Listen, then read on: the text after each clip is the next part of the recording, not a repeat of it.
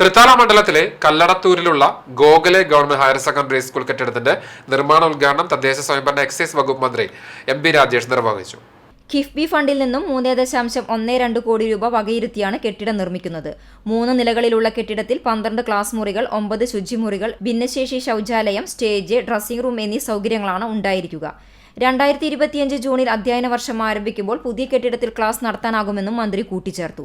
മണ്ഡലത്തിലെ സ്കൂളുകൾക്കായി കഴിഞ്ഞ 2.5 വർഷത്തിനിടയിൽ ഇതുവരെ ചിലവഴിച്ചതും ലഭ്യമാക്കിയതുമായ തുക 38 സ്കൂളുകൾക്ക് 49.67 കോടി രൂപയാണ്. ഏറ്റവും സാധാരണ കുടുംബത്തിലെ കുട്ടികൾക്കും പഠിച്ച ഉയരങ്ങളിൽ എത്താനായാണ് സർക്കാർ സ്കൂളിന് ഫണ്ട് നൽകുന്നത്.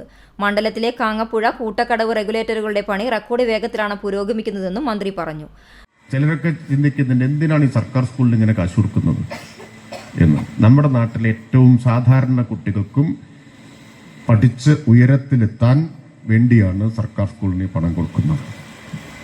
3 നിലകളുള്ള ഈ കെട്ടിടത്തിൽ 12 ക്ലാസ് മുറികൾ, 9 ടോയ്ലറ്റ്, ഒപ്പം ഭിന്നശേഷി ടോയ്ലറ്റ്, പിന്നെ ഒരു സ്റ്റേജ്, ഡ്രസ്സിംഗ് റൂം, ഇത്രയും സൗകര്യങ്ങളാണ് ഉണ്ടായിരിക്കുക. കരാർ പ്രകാരം 15 മാസം കൊണ്ട് പണി തീർക്കണം. അതായത് ഇന്നിപ്പോൾ ഫെബ്രുവരി 25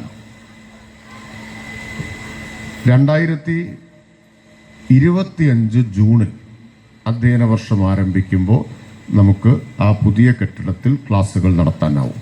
2025 ജൂണിൽ. പരിപാടിയിൽ Thrithala block panchayat president V P. Rejina അധ്യക്ഷയായി. കപ്പൂർ ഗ്രാമപഞ്ചായത്ത് പ്രസിഡന്റ് ഷറഫുദ്ദീൻ കളത്തിൽ, പട്ടിത്തറ ഗ്രാമപഞ്ചായത്ത് പ്രസിഡന്റ് പി. ബാലൻ, ജില്ലാ പഞ്ചായത്ത് അംഗം ഷാനിബ, ജനപ്രതിനിധികൾ, ഉദ്യോഗസ്ഥർ, അധ്യാപകർ, വിദ്യാർത്ഥികൾ എന്നിവർ പങ്കെടുത്തു. CCTV news, Thrithala.